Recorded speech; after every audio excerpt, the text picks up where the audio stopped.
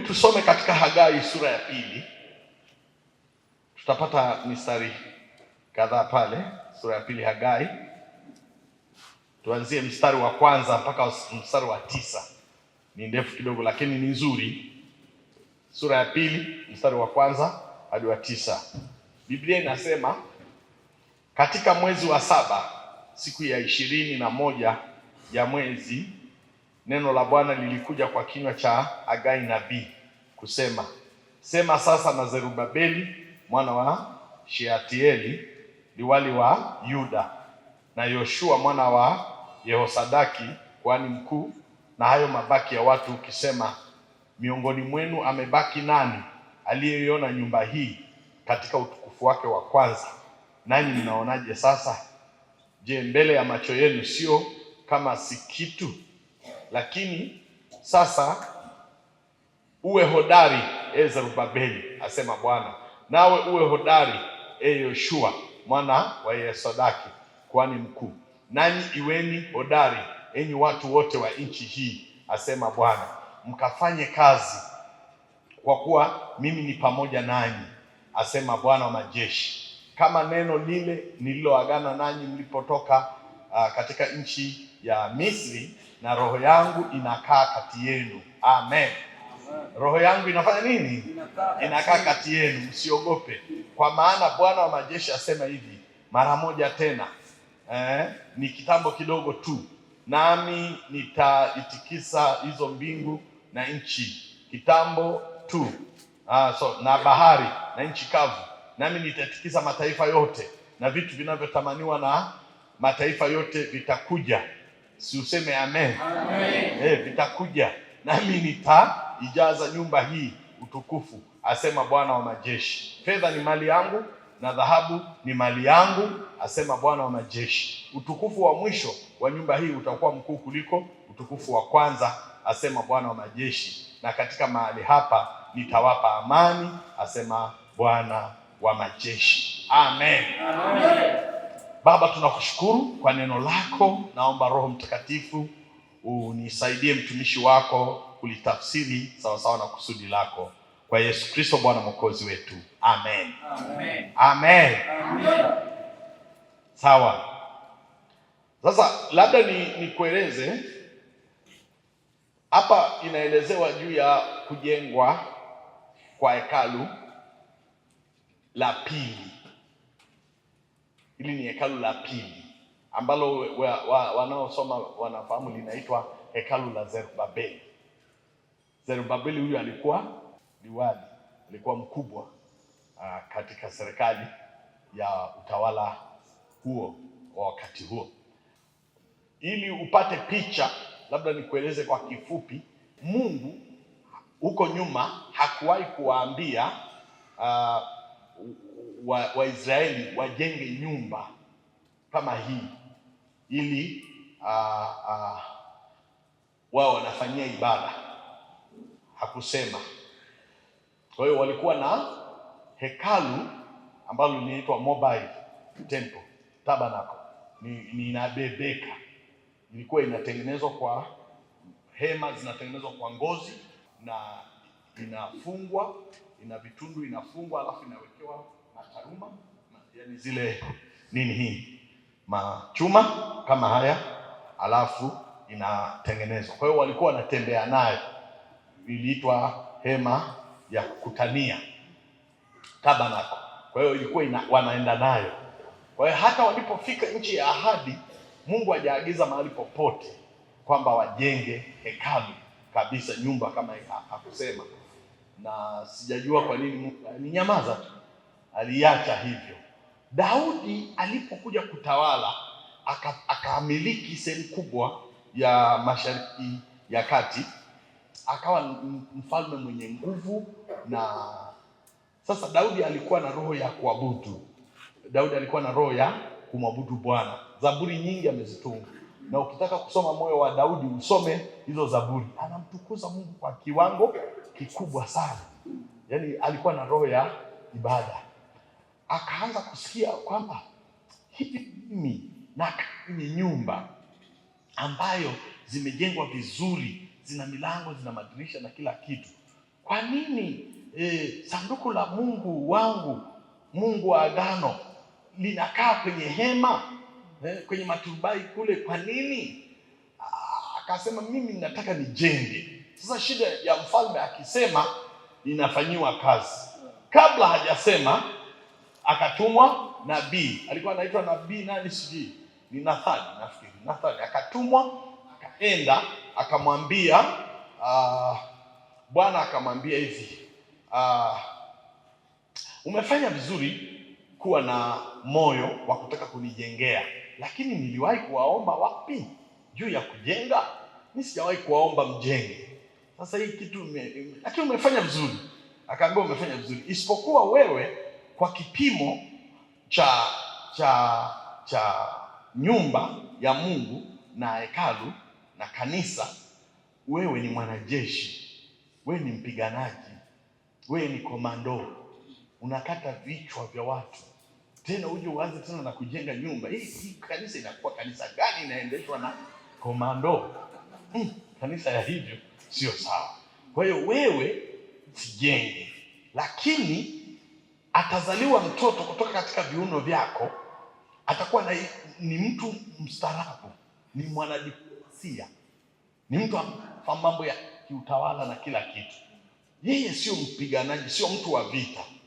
Sasa wakati wake ndipo itajengwa nyumba, lakini wewe pumzika na mabunduki yako na mamikuki, wewe endelea. Akasema sasa kama ni hivyo, mimi sina shida, mradi nyumba ya Mungu ifanye nini? Ijengwe. Mtaniruhusu pamoja na ukomando wangu nikusanye mapesa, nikusanye goldi, kifika kijana wangu ajenga. Akasema kukusanya sadaka ina shida, anza kukusanya.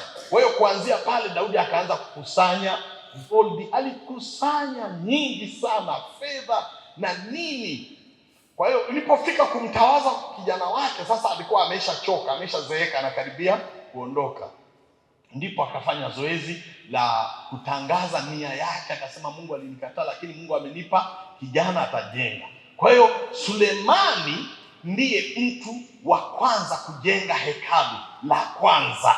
Mungu asifiwe sana. Amen. Kwa hiyo hekalu la kwanza ambao tuseme nyumba project kubwa ya mabilioni ya shilingi, kwa sababu kulikuwa na mafedha, kulikuwa na matofali, kulikuwa na miti kutoka Tiro na aina nyingi za utajiri zilikusanywa zikajengwa nyumba. Na ingawa Sulemani hakupata wazo, alirithishwa wazo. Kwa hiyo kuna mambo mengine unaweza ukafanya kama baba, usipewe nafasi ya kufanya, lakini kama una roho nzuri unaweza ukawekeza kwa watoto wako, wakaja wakalitimiza. Si useme amen? Amen. Amen. Amen. Mungu asifiwe sana. Yaani kama kuna mambo mazuri unafanya, unaona umri wako unaenda kukatisha, wawekezee watoto. Kwa mfano kama sisi wachungaji tunawawekezea vijana, wachungaji wetu vijana tunawaambia kwamba tufike hapo. Kwa hiyo hivyo ndivyo ambavyo Mungu anapenda. Haleluya. Haleluya. Haleluya. Sasa hivi tuna ofisi ya jimbo tunamaliza. Nasikia moyoni tutapambana tununue gari nyingine cruiser mpya. Alafu tumewanunulia kiwanja, lakini kuwajengea kule Tengeru na nini hatutajenga. Tutawawekea wanakuja maaskofu wakina Epaphras, tuone na wenyewe. Wakija kula shauri yao, lakini sisi tumewawekea akiba. Ndio roho nzuri. Mzazi yote lazima awafikirie wanaokuja. Amina. Amen. Amina. Amen. Amina. Amen. Mama mzuri ananunua sufuria za zile ngumu, asiseme kwamba nimezeeka, hizi sufuria zitakaa hata miaka 100. Akianza kukaribia anazitoboa kabla hajafa. Unatoboa sufuria. Huyo sio mama mzuri. Mama mzuri anapanga mambo. Anasema hata nikiondoka binti zangu tawaachia urithi. Haleluya. Haleluya. Bwana Yesu asifiwe sana. Amen. Ili hekalu lilikuwa la kitajiri sana. Hekalu hili lilikuwa la kitajiri sana kwa sababu kwanza mfalme alikuwepo, lakini la pili lilikuwa na utukufu kwa sababu sanduku la agano lilikuwepo. Kwa hiyo waliliingiza. lakini pia kulikuwa na utajiri wa gold na nini, maana Daudi alipiga mataifa akateka nyara, na gold zote aliziweka kwa ajili ya nyumba ya Bwana. Kwa hiyo ilikuwa ni hekalu tajiri, na msinge wafanya chochote, wanajenga na wana ufalme wao, wana utawala wao. Tuko pamoja jamani? Kwa hiyo walilijenga kwa miaka 7, lilijengwa miaka 7 kutoka 966 mpaka 959 likawa limekamilika. Hili hekalu lilidumu. Ngoja niwaulize, mnapenda hii hadithi au niache? Maana hata ihusiana na Biblia hii. Usiende haya maandiko. Mnapenda au niache? Na hapa tu ili mjue kwamba Mungu alikuwa na project tangu zamani. Lilikaa miaka 370. Lilidumu kwa miaka 370. Alafu likaja kubomolewa na mfalme anaitwa Nebukadreza mwaka 506 kabla ya Kristo Yesu. Likaja likavunjwa. Hawakuamini hekalu litakitaji mpaka hapo, na sanduku likapotea. Watu hawakujua mpaka leo sanduku lile la agano limeenda wapi. Wengine wanaamini liko Ethiopia, na wengine wanaamini sijui liko wapi, limechimbiwa, lakini liko lile sanduku la gold, kwa sababu ilikuwa ni gold. Wamshika alafu wakamiminia dhahabu. Kwa hiyo halitachakaa. Dhahabu hai liko mahali. God knows. Mungu asifiwe sana. Lilipobomolewa ndipo sasa likaja hekalu la pili, ambalo sasa ndio hekalu la nani jamani? La Zerubabeli liwali. Sawa jamani? Hili lilijengwa mwaka 506 hadi 516. Lilijengwa kama miaka mingapi hapa? 20 au ngapi? 20. Lilijengwa baada ya mfalme mmoja anaitwa Koreshi. Mfalme Koreshi aliishinda dola ya Babylon, hiyo ya nani? Huyu jamaa alipewa ndoto, na wengine wanasema alisikia unabii wa watumishi wa Mungu. Kwa hiyo akaambiwa kwamba utakuja kutawala. Alipokuja kuingia kwenye utawala akamwangusha. Akasema mimi na mheshimu Mungu bwana. Nebukadneza alikuwa mkafiri kabisa. Amebomoa hekalu. Sasa mimi natangaza watu wote kutoka Yuda wanaruhusiwa kurudi, labda yule ambaye hataki. Alafu sio hivyo, niko tayari ijengwa na hekalu lile ambalo alilivunja, aenda likajengwa. Sasa huyu Nebukadneza alikuwa na roho mbaya, alivunja mpaka manguzo. Kwa hiyo ilikuwa sio rahisi kunani. Ndipo sasa mwaka 336 huyu Zerubabeli akaongoza kundi la kwanza kwenda Yuda. Hizi sio habari kama za sungura na nani. Kwa hiyo ukinikusaidia usipate picha. Naona wengine wanasema Mungu wangu, leo tunaenda wapi? Mtarudi tu kwenye maandiko sasa hivi. Mnaonaje niwasifikishe ili mpate picha? Sasa ndio tunafika kwenye hili hekalu la pili sasa. Ndio hiyo Hagai sura ya kwanza sasa. Walipewa ruhusa na serikali na wakasema hata kama mnataka nani tutawasaidia. Walipoenda, wapendwa, wametoka kwenye utumwa na wamerudi kwenye nchi yao. Si kila mtu akaenda kwenye ploti yake. Miaka mingapi? 2. Kila mtu akajenga nyumba yake.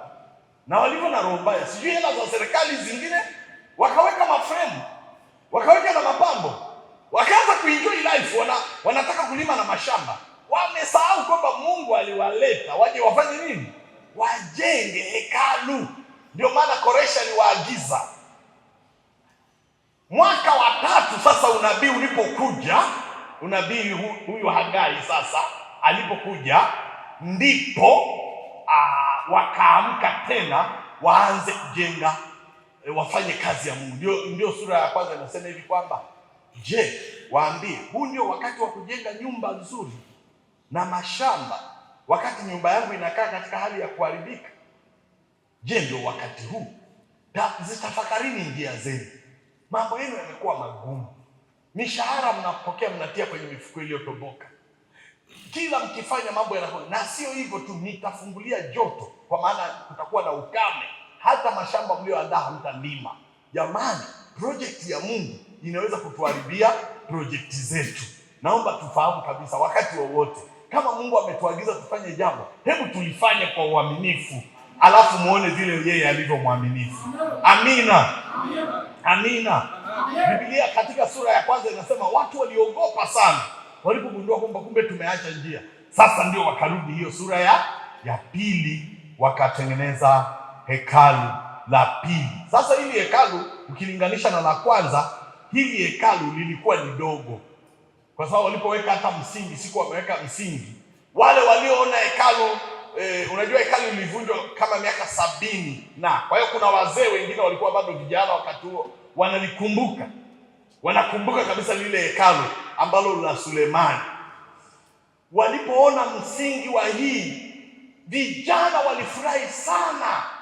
Nawaeleza, utaenda kusoma hivi vitabu vya Ezra, Nehemia, vinakueleza hizi habari. Vijana walifurahi sana. Wazee walioliona lile hekalu walilia, jamani, tumeshakula hasara. Ndio hii tumejenga kweli hekalu letu. Nebukadneza, una roho mbaya, ukae kabisa kuzimu wewe. Yaani wakasikitika mno. Sasa Biblia inasema hivi, pakatokea mchanganyiko, vijana wanaruka si hawajawahi kuona, na wazee wanalia. Biblia inasema hautajua ni watu wanalia au wanacheka. Vijana walifurahi kwa sababu hekalu linawekwa msingi, wazee wanalia kwa sababu wanaona ni dhaifu. Ndipo Zekaria akawatabiria. Ukisoma katika Zekaria sura ya ngapi pale, Zekaria ni wapi hapa, anasema hivi, usidharau mwanzo wa mambo madogo. Si imeandikwa hivyo Alikuwa anawazungumzia hiyo kwamba msidharau jamani, hii kitu itakaa tu vizuri. Bwana tusaidie. Zekaria 4:10 ndio hiyo alikuwa anawatia moyo. Kulikuwa na manabii ambao kazi yao ilikuwa kuwatia moyo ili waendelee na kazi. Sasa walipoweka msingi, kazi hii ilisimamishwa na wapinzani, ikazuiwa, na walifanya vibaya kwa sababu waliandika tena barua ya fitina, na wakati huo yule mfalme ambaye alikuwa amewaagiza amekufa, amekuja mwingine, wakasema wazuieni. Ikaandikwa tena barua kutoka huko kwenye ufalme kwamba msijenge, maana walisema hivi, hawa Wayahudi wakijenga ni watu wenye kiburi sana, watakataa kulipa kodi na kila kitu. Kwa hiyo kukatokea mgongano na serikali ikazuia. Walikaa miaka 16, ndipo baadaye wanaume wakapambana na wakajenga hekalu la pili, na likakamilika mwaka 516 wakati wa utawala wa mfalme anaitwa Dario. Hayo unaweza kusoma katika Ezra sura ya 6. Sasa Bwana tusaidie sana. Amen. Hili hekalu la pili halikulingana na la tatu. Na la kwanza. Lenyewe lilikuwa dogo kwa ukipimo, lakini pia lilikuwa halina ufahari la kiutajiri. Si hawa watu wametoka utumwani? Kwa hiyo walikuwa sio kwamba ni watu wenye uwezo mkubwa. Kwa hiyo walilipenda, kama nilivyokuambia, vijana wakalipenda na nini, na Bwana akatabiri ya kwamba hekalu hili litakuwa na utukufu mkubwa kuliko lile la kwanza. Bwana tusaidie sana. Unajua ilikuja kutimia. Hekalu la kwanza lilikuwa na sanduku la agano. Hekalu la kwanza lilikuwa na gold. Hekalu la kwanza lilikuwa na utajiri, maana watu walikuwa wako kwenye utawala wao. Lakini hekalu la pili limejengwa na wachoka mbaya. Kwa hiyo halikuwa na neno wala halikuwa kubwa. Lakini unaambiwa hivi, hili hekalu baadaye, miaka ya mbeleni kuna Herode mmoja anaitwa Herode Mkuu. Herode Mkuu alikuja kulijenga hili hekalu. Yeye alichokifanya, alivunja lile akalipanua mara 2. na sababu yake alisema hivi, nataka nitengeneze, maana watu walikuwa wanaenda, mataifa yote wanaenda Yerusalemu. Sasa yeye alikuwa ndio mfalme wa Uyahudi. Kwa hiyo alijenga, katika Yohana sura ya 8 inasema kwa miaka 46. Walimwambia, wewe hili hekalu limejengwa kwa miaka 46, wewe unasema utalivunja kwa siku 3. Na wanasema hivi, huyu jamaa sasa si mfalme, lakini hajui kwamba anasukumwa na lile neno kwamba litakuwa na utukufu kuliko lile la kwanza. Yeye alijenga kifahari, pesa yote ya serikali alipeleka pale, waliweka mawe meupe. Mpaka leo ukienda Uyahudi utakuta vipande vilivyobaki, si ndio tulitembelea, ni mawe meupe. Sasa unaambiwa yalikuwa yamepanda juu, ukiliangalia kwa mbali utafikiri nani, State House ya Marekani, jeupe linang'aa. Sasa huyo ana fedha, wakarudisha, isipokuwa walikuwa hawana nini, sanduku la agano. Si sawa, silishapotea. Lakini wanasema hivi, hili ndilo hekalu ambalo Kristo Yesu aliingia. Sasa Yesu ni zaidi ya sanduku la agano. Mungu asifiwe sana. Alikaa pale. Kwa hiyo hili hekalu lina utukufu. Mungu asifiwe sana. Jamani, tumpigie Mungu makofi. Neno lake halitaanguka. Neno lake haliwezi kuanguka, lazima litatimia. Kwa hiyo tuseme nini? Neno lilipotimia, alipokuja Kristo Yesu wakamkataa. Mwaka 70 AD akatokea jenerali anaitwa Tito wa Rumi, ndio alikuja akaliangusha hekalu. Ndio ikawa mwisho wa historia ya hekalu, na halijajengwa tena mpaka tunapoongea. Yesu yuko mlangoni. Jamani, mniamini, nawaambia Yesu yuko mlangoni. Kwa nini unafikiri lazima hekalu lijengwe? Litajengwa kwa sababu inaonyesha kwamba mpinga Kristo atakapokuja, atakuja kufanya makufuru wakati hekalu lipo, maana atachinja nguruwe madhabahuni. Sasa kama sasa hivi hawana hekalu, wanasali huko tu chini. Kuna picha kama ninaweza nikawatumia, yaani wanaabudu huko tu chini kwenye mabaki ya ule ukuta. Hawana kanisa, hawana hekalu lao, maana hawajengagi hovyo hovyo. Sio kwamba hawana hela, wanataka wajengee pale pale ambapo lipo. Amen. Amen. Historia yangu imekaa sawa? Amen. Tuje kwenye maandishi. Twende mstari wa 3 sasa. Niwaambia mimi wa kiroho, tarudi hiyo, nilikuwa nawapa picha tunapoendelea kuongea. Katika mstari wa 3, neno ambalo nataka nikuambie ni lile linasema, nanyi mnaionaje sasa? Si sawa jamani? Nanyi mnaonaje sasa? Imeanzia inasema hivi, miongoni mwenu amebaki nani aliyeiona nyumba hii katika utukufu wake wa kwanza? Nanyi mnaionaje sasa? Je, mbele ya macho yenu sio kama si kitu? Hili neno mnaionaje ndio plani ya Mungu wakati wowote. Ngoja nikueleze tabia ya Mungu. Mungu akitaka ufanye jambo, akitaka kutuma, atakupa picha halisi ya kile anachotaka kutatua. Bwana tusaidie sana. Kwa hiyo anaposema mnaionaje, anauliza, je, kuna watu waliobaki wazee ambao waliona hekalu la kwanza? Wanaonaje wao na hali ilivyo sasa? Wakati huo yamepromoshwa kila kitu. Mnaonaje? Kweli hii nyumba inafanania? Wazee nakwambia walilia, kwa sababu wanajua ubora wa ile hekalu. Lakini kwangu mimi sitaki kusema. Mimi nataka kusema hivi, Mungu hafanyi kazi na mtu kabla hajamuonyesha kila anachotakiwa kufanya. Bwana tusaidie sana. Tuko pamoja jamani?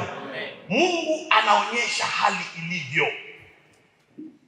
Wakiona na kuilinganisha na hali ya kwanza, itawapa picha halisi kwamba nini kifanyike. Hiyo ni kawaida. Yaani Mungu akitaka kukubadilisha maisha yako hawezi kukupa picha ya uongo, atakupa picha halisi ulivyo. Akataka kumuonyesha Ezekiel, si alimuonyesha mifupa mikavu. Ile picha ya mifupa mikavu ni uhalisi kwamba kuna kitu Mungu anataka kushughulika nacho. Mara nyingi sisi tunapenda tukute mambo yameshakaa vizuri. Hakunaga mambo yakae vizuri kabla hayajawa vibaya. Sijui kama mnanielewa jamani. Kama nyinyi hamtaona haya madirisha, hamtaona kwamba hapa tunatakiwa tuweke nini ile mnaita marumaru hapa chini, nakwambia hatutakaa tuweke. Sisi tutasema inatosha. Sijui kama unanielewa. Hivi kwa nini wewe huongezeki tangu umeanza kuishi hiyo nyumba? Si tangu ulipoachiwa na baba yako ukasema haleluya, Mungu asifiwe. Roho ngapi wangapi wenzako wamejenga na nyumba zingine, wamejenga na nyingine, wamejenga na nyingine. Kwa sababu gani? Wewe huoni. Yaani huoni kama kuna uhitaji. Sijui kama mnanielewa jamani. Mungu anatumia principle ile ile. Na nakueleza kweli, popote ukisikia nchi zilizoendelea hazikuendelea bila kuainisha hali mbaya walionayo, bila kuangalia. Sijui kama unaelewa. Watu wengine wanafikiri Ulaya ilikuwa hivyo tangu zamani. Kati ya nchi ambazo zilikuwa zina shida na mateso ni nchi za Ulaya. Maisha yalikuwa magumu kuliko sisi Afrika. Sijui kama unafahamu hivyo. Lakini watu walipoona shida zao wakaamua kutatua matatizo. Ndio maana Mungu anasema, mnaonaje hii nyumba ibaki hivyo? Kuna reaction mbili hutokea. Mtu akiona hali mbaya anaweza akasema kwamba sisi ni wa hivyo. Sijui kama unaelewa. Yaani utaridhika, utasema sisi ni wa hivyo. Lakini mwingine akiona hali mbaya atasema no, lazima kitu fulani kifanyike. Haleluya, lazima jambo lifanyike. Nataka niwaambie ndugu zangu, hakuna maendeleo ya kifamilia, hakuna maendeleo ya kijamii kwa jumla kama watu hawataangalia hali yao katika uhalisi. Tuko pamoja jamani? Amen. Angalia katika uhalisi. Bwana tusaidie sana. Bwana tusaidie sana. Bwana tusaidie sana. Anawaambia angalieni, ndio hekalu yenu. Kumbukeni mlikuwa mna hekalu lingine. Sasa wapate wivu, waseme hatutakubali, lazima tufanye kitu ili tujenge hekalu lingine. Haleluya. Kwa hiyo pointi ya Mungu hasa ya kwanza ilikuwa ni hii, kwamba waangalie hali ilivyo. Usiogope Mungu akikuonyesha hali halisi, hata ikiwa ni mbaya sana. Bwana tusaidie sana. Kuna watu wengine akiona anajiuliza hivi kwamba kweli kwenye ukoo wetu ni nani kidogo maisha mazuri. Yaani unaona kabisa wazee wamejipanga, babu, mume wake na shangazi wana makoti yamechanika, kunguni wamepanga humo. Unasema sasa mimi balaza kama hivi dife tu, unachukua kama unajitundika. Lakini ukiangalia kwa mfano unasema hapana, hii hali lazima ibadilike. Sijui naongea na nani hapa ananielewa. Usione hali mbaya ikuvunje moyo. Hali mbaya ikuhamasishe uchukue hatua kuirekebisha, na Bwana atakusaidia itarekebika. Amen. Jamani, sisi tuko pamoja. Mstari mwingine ambao nataka tuangalie ni mstari wa 4. Mstari wa 4 sasa anamwambia hivi, baada ya kumuonyesha anamwambia, lakini sasa uwe hodari. Bwana asifiwe sana. Uweje?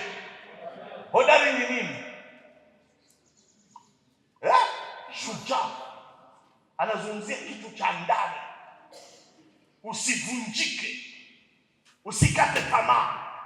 Kuna watu hapa niliposema hivi kwamba mwezi wa 7 tunaingia tena, wanasema Mungu wangu, au nihame hii kanisa kidogo niende dini nyingine, baada ya kumaliza mchana ninarudi. Nenda tu. Wana wengi wameondoka na sisi tunaendelea tu. Mungu asifiwe sana. Lakini mwingine anasema yes, na ije, nimeisubiri hii changizo. Nataka tukamilishe kwa nguvu. Uwe hodari mtu wa Mungu. Nataka nikwambie uwe hodari. Si unisaidie mwambie mwenzako uwe hodari mwenzako. Kazi hii inakuhusu. Mwambie uwe jasiri. Mwambie usiogope. Mwambie tutabadilisha hapa, patabadilika kabisa hapa. Kabisa tutaweka vioo, tutaweka speaker, tutaweka kila kitu. Mimi siogopi. Leo kila kitu mambo hayaendi vizuri. Hiyo ndio inatuchochea tuwe hodari. Amina. Tuwe wahodari, tuwe majasiri, tuwe na moyo mkuu, tuwe na imani isiyotetereka. Amina, amina. Kwa kweli mimi nasema kweli, kama wewe unatetereka, tumefika hapa na wewe imani yako ni ndogo sana. Mimi naona tunamalizia. Wangapi wanaona tunamalizia tu? Kabisa. Tunamalizia tu. Hebu fanya tunamalizia tu. Kasembe na wewe acha mikono migumu namna. Sema tunamalizia tu. Yaani unapofanya hivi yani shughuli na Bwana asifiwe sana. Haleluya, haleluya. Mstari wa 4B wenyewe una ya kwanza uwe hodari. Lakini B inasema mkafanye kazi. Sio tu unakuwa jasiri alafu mvivu. Tufanye kazi. Hivi naongea na Wakristo wanaosikia kabisa. Jamani, hivi mimi nimeomba Mungu, nimesikia moyoni niseme tufanye kazi. Nasema tena tufanye kazi. Narudia jamani, wamama tufanye kazi. Vijana wangu msiniangushe, tufanye kazi. Kitu kitaeleweka. Mambo yatakwenda vizuri. Tuko wajasiri ndani, lakini sio wavivu, ni wachapa kazi. Kazi ipigwe. Haleluya, haleluya. Haleluya, haleluya. Haleluya, haleluya. Kufanya kazi ni uzima na ni afya ya mfanyakazi. Utegezi ni udhaifu. Kanisa ambalo halifanyi kazi litachanganyikiwa, mtaingia kwenye migogoro yasiyoisha. Hebu tuwe na kazi. Tukifanya kazi hatumpi nafasi ibilisi kuingiza mambo mabaya. Sisi tunataka kufanya kazi. Mwambie mwenzako mimi nataka kufanya kazi Bwana. Usiniambie mimi, mwambie huyo mwenzako mimi nataka kufanya kazi. Kwenye hii kazi iliyobaki hapa. Haleluya. Mwambie kwenye hii kazi iliyobaki mimi nataka nifanye. Kwa sababu hutapata nafasi ya kujenga hapa tena. Ndio tunaachana na hii kitu sasa. Haleluya, haleluya. Haleluya, haleluya. Haleluya, haleluya. Haleluya, haleluya. Msiwe wavivu, msiwe wategemezi, msiwe walegevu, msiwe watepevu, mjitoe kwa ajili ya hii kazi. Kama unanikubalia sema amina. Kama unanikubalia sema amina. Anaongeza si. Hiyo mstari wa 4 anasema hivi, mimi ni pamoja nanyi. Kali kuna habari njema kama hii? Huyu ni Bwana asema. Anasema mimi ni pamoja nanyi. Situmpigie makofi na vigelegele. Ni Mungu wetu anasema yuko pamoja na sisi kwa ajili ya hii kazi. Haleluya.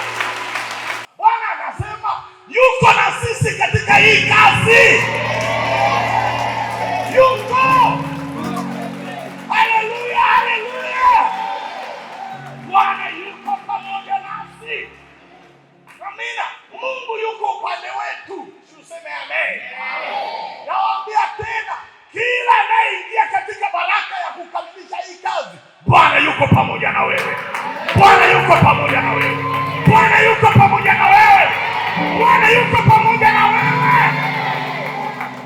Siungane na sisi kuliko kukaa nje ya mpango wa Mungu. Usiseme ngoja taona kama wataweza. Wewe umechelewa. Hapo tumeweka msingi mpaka tumeinua minguzo hii, unafikiri tutatoroka? Bwana yuko pamoja na sisi katika kazi hii. Haleluya, haleluya. Mungu yuko upande wetu. Mungu yuko nasi katika kazi hii. Mkono wake uko na sisi. Neema yake iko na sisi. Tuseme amina. Haleluya, haleluya. Haleluya, haleluya. Mstari wa 5 anaongeza neno, anasema hivi, roho yangu inakaa kati yenu. Inafanana na hiyo ya kwanza, lakini sasa hii inazungumzia Roho Mtakatifu yuko katikati yetu. Amina, amina. Amina, amina. Jamani, amina. Jamani, amina. Mimi sihubiri porojo hapa. Mimi nasikia Mungu ananiambia, nawaambia ukweli, Roho Mtakatifu yuko katika kanisa hili, kwa sababu pia project hii inahitaji kutiwa nguvu na yeye. Narudia tena, Roho Mtakatifu anatembea katikati ya kanisa hili, kwa sababu hii nyumba pia lazima ikamilike. Si tulijifunza kwamba Zekaria anasema si kwa uwezo wala sio kwa nguvu, bali ni kwa Roho yangu.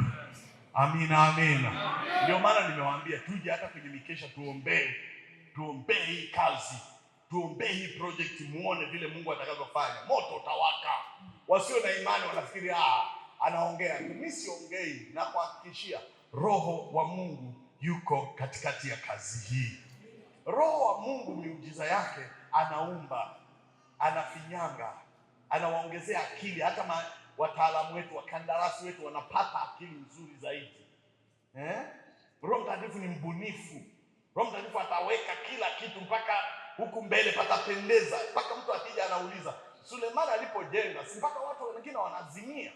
Mama mtajiri kabisa, Malkia wa Kushi, anazimia. Unacheza na Roho Mtakatifu.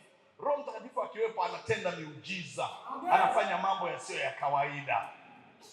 Lakini si tu hivyo, Roho wake atatutia nguvu na shauku ya kuifanya hii kazi. Mungu akutie shauku kwa Roho wake Mtakatifu. Tumalizie hii kazi wapendwa. Amina, amina. Bwana na akupe hamu, yaani uionee wivu, shauku, nyumba ya Bwana ikamilike. Sijui kama kuna mtu ananisikia. Nani hapa anataka, mimi nataka hii kitu ikae vizuri. Mimi nataka nione vyombo vimetulia. Mimi nataka nione kwamba tumefunga. Pigia Yesu makofi. Mungu hawezi kutukasirikia. Mungu hawezi kutukasirikia. Si leo mmesikia tunao missionary na mwingine tunaanza kumsupport kule Tunduru. Bali kabisa yuko ndani huko. Wanateseka, wanashambuliwa, wakijenga kanisa inabomolewa. Mtu anayetusubiri anasema ngoja, wanataka kujenga ili wastarehe. Sisi hatutastarehe. Sisi ni wachapakazi. Tutachapa kazi. Tutachapa kazi ndugu zangu. Tutachapa kazi. Haleluya. Sisi hatufungui vioski vya watu fulani. Hatuna mpango. Mimi sina hiyo. Mimi sijaitwa peke yangu. Haleluya. Haleluya. Bwana hata tukasirikia, mimi naamini. Hebu tuijenge nyumba vizuri, maana hii pia itaitwa kituo cha umisheni. Kituo cha umisheni. Haleluya, haleluya. Na kumbuka majina tulisema, nyumba hii itaitwa nyumba ya nini? Ya sala. Na nyumba ya nini? Ya mkate. Mkate upo au hamna? Mkate ndio huo. Kula mkate wa moto, endelea. Mungu asifiwe sana. Si hatupigi porojo. Ingekuwa porojo hazina matokeo. Tunaongea vitu halisi na vinatokea na tunavikamata kwa mkono. Kama unanisikia sema amen. Maana mimi sipendi sana maneno ambayo pengine hata hayaleti maana. Mungu atusaidie sana. Mungu atusaidie sana. Roho wake atakutia. Roho wake atakuwa shahidi. Hii kidogo ni ngumu kidogo katika habari ya utoaji.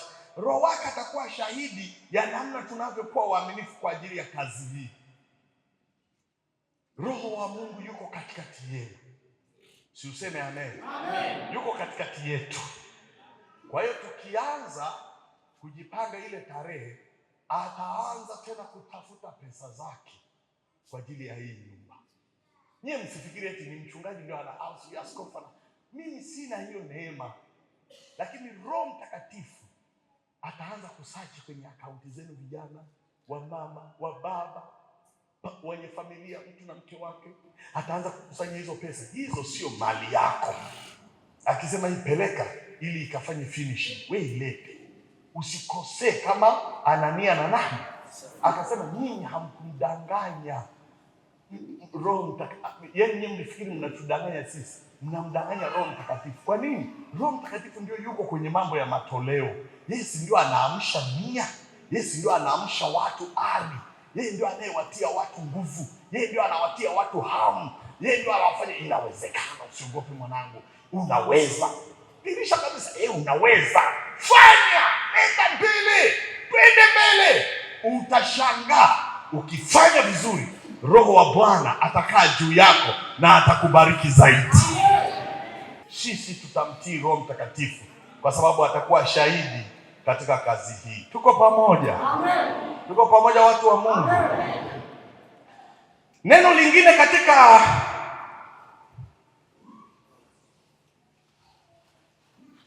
mstari wa 6, nafurahia mstari wa 6 anasemaje? Anasema hivi. Tuko pamoja Leo hasihubiri kwingine, ni hapa tu. Kwa maana Bwana wa majeshi asema hivi, mara moja tena. Sema mara moja tena. Ndugu zangu, nataka niwaambie, narudia tena, Mungu anaongea na sisi juu ya jambo hili. Mara moja tena. Sema mara moja tena. Mara moja tena. Unaelewa neno tena linaondoa kwamba kuna wakati alifanya. Amina. Amen. Amina. Amen. Jamani, kwenye hii kazi kuna wakati Mungu amefanya. Si amefanya? Awamu ya kwanza alifanya, hajafanya? Awamu ya pili amefanya, hajafanya? Situmpigie Yesu makofi. Situmpigie Yesu makofi. Mimi nikwambia hapa, hata tungebana hapa sijui na Al-Shabaab kwamba msipotoa milioni 500 hamuondoke hapa. Tutabidi tufie tu hapa. Labda matajiri waliopo kwa wazee wangu watajiri sema tawakomboa. Lakini katikati hawa sisi wengine tunaishi kwa imani mzee. Ukiingiza chipu ile ya kadi inakwambia nini, lakini bado maisha yanaendelea. Mungu asifiwe sana. Kweli kabisa, maisha yanaendelea. Wengine hata hawajaona ile gari. Ile gari inatembelea ya mamilioni, lakini niulize kwenye akaunti yako na ngapi? Wewe nyamaza, alishafanya. Bwana anafanya. Ninapenda huyu Mungu jamani, haleluya.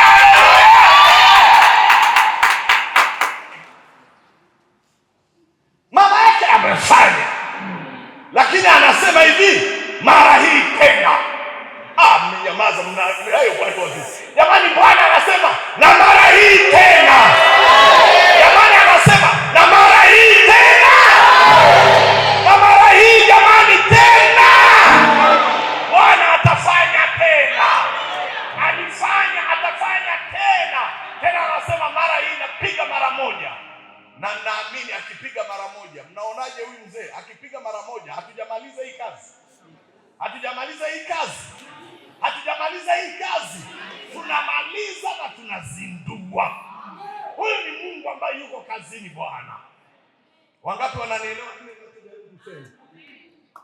Kama alifanya, atafanya tena. Atatufanikisha tena. Atatuwezesha tena. Simseme amina jamani. Jamani, nasema hivi, kama alifanya, atafanya tena. Atatufanikisha tena. Atatuwezesha tena. Kuna watu wengine wanaogopa kwamba niliponea chukuchuku nikamaliza ile ahadi yangu. Sijui safari. Usivunjike moyo, uwe hodari. Atafanya tena. Atafanya tena. Atafanya tena. Atafanya tena.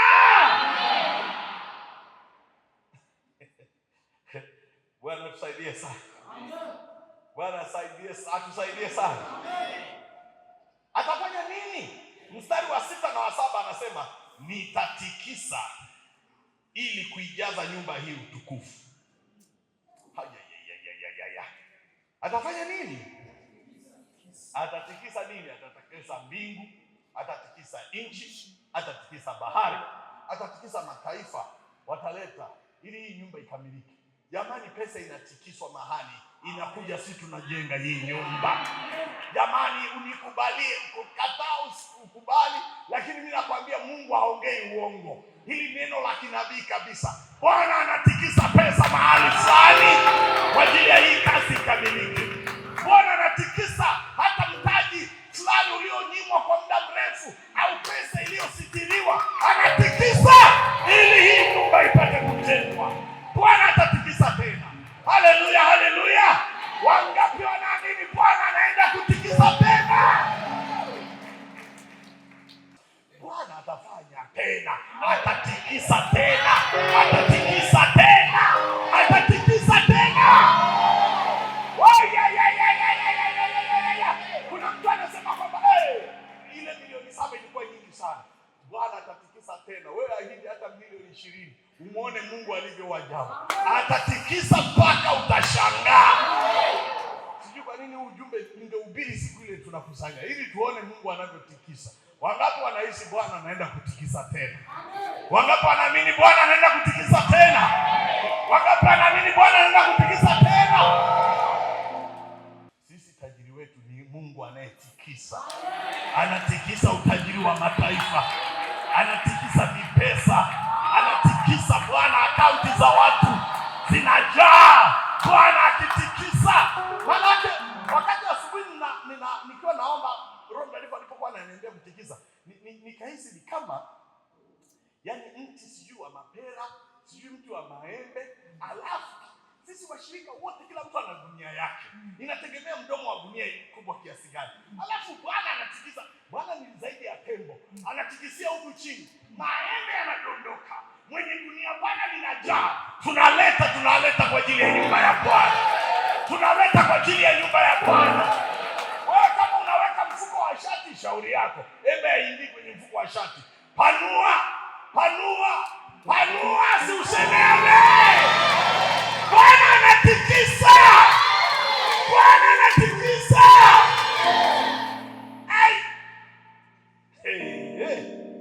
Mungu asifiwe sana. Sasa hapa ana mstari wa 8 anajitangaza, anasema hivi, fedha ni mali yangu. Si useme amen. Jamani, nani anaamini fedha ni mali ya Mungu? Nani anaamini fedha ni mali ya Mungu? Nani anaamini fedha inatoka kwa Bwana?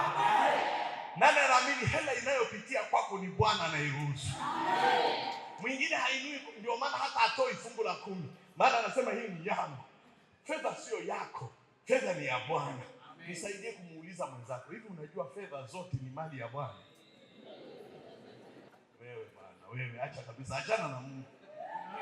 Achana na Mungu. Achana na Mungu. Mungu ni wa ajabu ndugu zangu. Mungu wetu ndio bosi, ndio tajiri, ndio investor namba 1, ndio anayewezesha watu wanafanikiwa. Na sisi ametuahidi fedha yote ni mali yake. Fedha yote ni mali yake. Fedha yote ni mali yake. Fedha yote ni mali yake. Kama unaamini piga kelele. Fedha ni ya Bwana. Fedha ni ya Bwana. Hata hiyo akaunti usipanue. Bwana akitikisa ziingie. Bwana anatikisa ziangukie kwenye akaunti yako. Bwana atikisa ziangukie. Ziangukie katika jina la Yesu. Anasema hivi, utukufu wa mwisho utakuwa mkuu kuliko utukufu wa kwanza. Amina. Amen. Sisi hatujawahi kuwa na kanisa lingine, lakini tuseme tulipoingia hapa, jamani, hii simekuwa nzuri? Amina. Simekuwa nzuri? Mnaamini kwamba mwishoni itakuwa nzuri kuliko hii? Amen. Unaamini hivyo? Amen. Unaamini hivyo? Amen. Unaamini hivyo? Amen. Nataka nikwambie kitu kimoja. Kikawaida ya maisha, kule tunako kwenda huwa ni pabaya kuliko hapa. Huo ndio ukweli wa maisha. Yaani mambo hayawezi kuwa mazuri. Sisi tunaamini kwamba mafuta, vita ikiisha Irani na Israeli, maisha yatarudi kuwa, hayarudi. Hiyo bei iliyopanda imepanda. Maana yake mbele watu watafika mahali watapiga kelele. Watu watasema inatosha. Watu watalia tu. Lakini watu wa Mungu ni tofauti. Yaani mijitu ya imani yenyewe naamini leo ni mbaya, lakini mwisho mambo itakuwa nzuri. Sijui naongea na nani anaamini. Wewe usiogope. Wewe usiseme hivi kwa leo napanga, mwisho tafukuzwa, nalala chini ya mwembe. Hiyo sio imani. Simon, msiamini mambo hayo. Ni uongo. Amini hivi kwamba leo napanga, lakini siku moja nitajenga flati zangu kama 4 za kupangisha watu. Na unasema itawezekana. Na utasema inawezekana. Na inasema inawezekana. Na unasema inawezekana. Na unasema inawezekana. Nakwambia utukufu wa mwisho utakuwa mkuu kuliko wa leo. Nakwambia utukufu wako, heshima yako, baraka zako ni zaidi kuliko hizo leo. Ni zaidi. Zaidi Bwana, mama yangu ni zaidi. Tunakuanga waoga tu, tunasema kwamba jamani, si afadhali ingebaki hii mbele, mbona itakuwa mbaya? Hiyo sio imani ya watu wa Mungu. Sisi tunaamini tulikotoka ni mbaya, tunapokwenda ni pazuri. Tunapokwenda ni pazuri. Tunapokwenda ni pazuri. Tunapokwenda ni pazuri. Jamani, jamani, jamani. Nataka niwaambie kitu kimoja. Mambo yatakuwa tough zaidi. Lakini mwenye haki wangu ataishi kwa nini? Imani gani? Sio ya leo. Ni kwamba mambo yatakwenda kuwa mazuri. Mambo yatakwenda kuwa mazuri. Mambo yatakwenda kuwa mazuri. Inawezekana leo mambo hayako sawa, lakini kama una imani, amini mambo yatakwenda kuwa mazuri. Acha ndoto za kufikiria mabaya, anza kumfikiria Mungu anayekuwazia mema siku za mwisho, anayekuwazia mema wakati ujao, anayekuwazia mema baraka mbele yako. Hatuwezi kwenda kwa unyonge. Mimi siamini katika Mungu wa namna hiyo. Kabla hujatoka hapa duniani, lazima ujue Bwana anawasafirisha, anawatoa masikini kutoka jana na kuwaketisha na wakuu. Kuamini ndio maana unaogopa. Nataka nikwambie, safari na Mungu bado hujamaliza. Unakoenda utukufu ni zaidi ya hii. Ni zaidi ya hii. Ni zaidi ya hii. Kama unaamini, simama kwa miguu na mpigie Yesu makofi. Mambo yajao ni makuu kuliko ya mwanzo. Siku za mbele zina utukufu zaidi kuliko hizi na zilizopita. Baraka za mwisho ni kubwa kuliko za mwanzo. Ni kubwa kuliko za mwanzo. Ni kubwa kuliko za mwanzo. Ni kubwa kuliko za mwanzo. Ukiwa unamwamini Bwana, piga makofi. Haleluya. Yeremia 29:11, na tutakwenda kumshukuru Bwana. Anasema hivi, maana nayajua mawazo ninayowawazia ninyi, asema Bwana, ni mawazo ya amani wala sio mabaya. Mungu anakuwazia mazuri, sio mabaya. Anakuwazia amani, sio fujo. Anakuwazia uzima, sio kifo. Anakuwazia afya, sio ugonjwa. Mungu wetu anatuwazia mema. Oh, haleluya. Haleluya. Haleluya. Anamalizia anasema, kuwapa tumaini siku zenu za mwisho, kukupa